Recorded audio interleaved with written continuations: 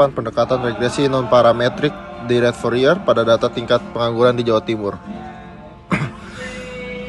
Berikut anggota-anggota kami. Yang pertama itu saya, Alif Muhammad Aldafa. Kedua, Amirul Watom Alfahri. Ketiga, Ahmad Maunarido. Keempat, Jeffrey Jeremy. Latar belakang pengangguran. Pengangguran merupakan salah satu masalah ekonomi utama yang dihadapi pemerintah, termasuk di Provinsi Jawa Timur. Data tingkat pengangguran terbuka, TPT menunjukkan pola yang fluktuatif dari waktu ke waktu, mencerminkan ketidakstabilan pasar kerja. Untuk menganalisis pola musiman tersebut secara akurat, diperlukan metode yang fleksibel dan tidak bergantung pada bentuk fungsi tertentu.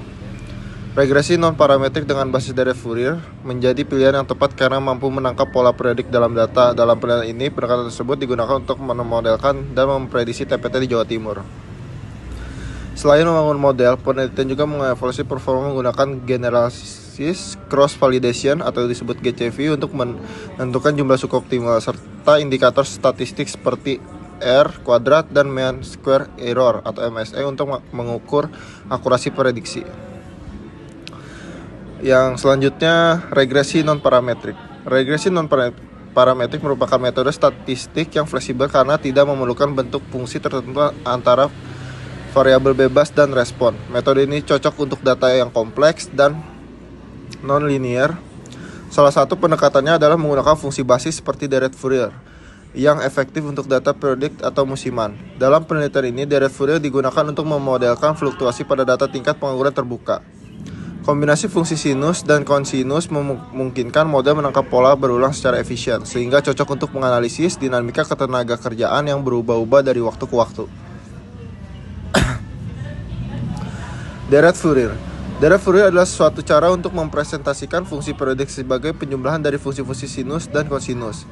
Secara umum, fungsi periodik Fs pada interval min T dapat dipresentasikan sebagai berikut. Ini rumusnya. Dalam praktika, jumlah suku tidak diambil tak hingga, melainkan dibatasi hingga suatu nilai tertentu agar model tidak overfitting dan tetap efisien. Penentuan nilai optimum menjadi bagian penting dalam proses modelisasi. Studi terkait Utami dan manfaat T 2017 mengaplikasikan regresi non-parametrik direct Fourier pada data pasang surut air laut di Semarang. Hasil penelitian menunjukkan bahwa metode ini memberikan prediksi yang akurat dengan nilai R kuadrat sebesar 0,94 dan MSE sebesar 10,31. Sementara itu, penelitian oleh tim Universitas Diponegoro 2013 menerapkan metode yang sama pada data TPT Jawa Timur dan memperoleh R kuadrat sebesar 96,76% dengan jumlah suku optimal K97. Penelitian tersebut menunjukkan bahwa pendekatan Fourier efektif digunakan untuk memodelkan data yang memiliki pola fluktuatif atau musiman. Oleh karena itu, pendekatan ini relevan untuk diterapkan pada data tingkat pengangguran yang juga bersifat dinamis dari waktu ke waktu. Berikutnya ada jenis dan sumber data. Penelitian ini menggunakan data sekunder yang diperoleh oleh Badan Pusat Statistik BPS, Provinsi Jawa Timur. Data yang digunakan meliputi tingkat pengangguran terbuka dari tahun 2020 hingga 2023 yang dikumpulkan setiap semester. Data ini dipilih karena mencerminkan dinamika ketenaga kerjaan yang bersifat periodik dan memerlukan model yang mampu menangkap pola perubahan tersebut. Berikutnya, metode regresi non-parametrik direct Fourier. Regresi non-parametrik direct Fourier memodelkan hubungan antara variabel bebas, misalnya waktu atau tahun, dengan variabel respon TPT tanpa menentukan bentuk fungsi tertentu, melainkan menggunakan deret sinus dan kosinus sebagai basis. Bentuk umum model regresi Fourier, berikut rumusnya.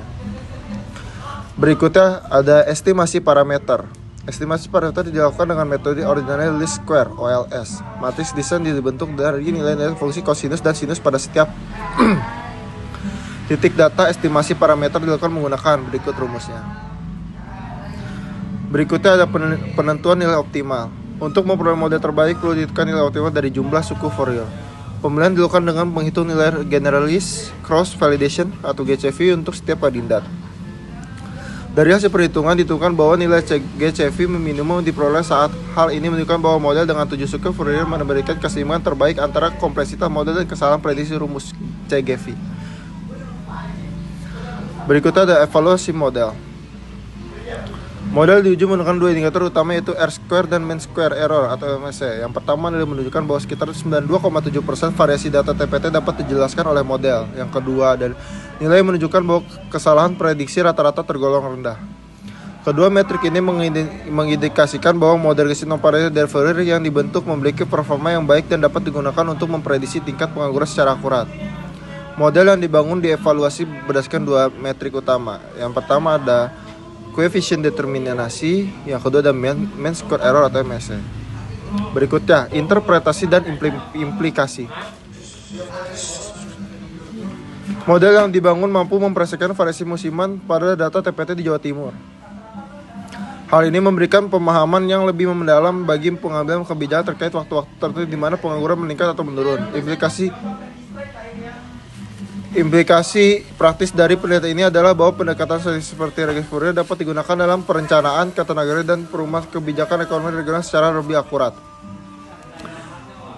Berikutnya ada kesimpulan. Pendekatan regresi non-parietal dari Fourier berhasil memodelkan dan memprediksi data tingkat pengangguran terbuka TPT Jawa Timur dengan baik. Model ini mampu menangkap pola musiman dan menunjukkan kinerja produktif yang tinggi digunakan oleh MSE 2,85 dengan pemilihan jumlah suku Fourier optimal melalui metode GCV. Model ini dapat dijadikan dasar dalam pengambilan kebijakan di Jawa Timur.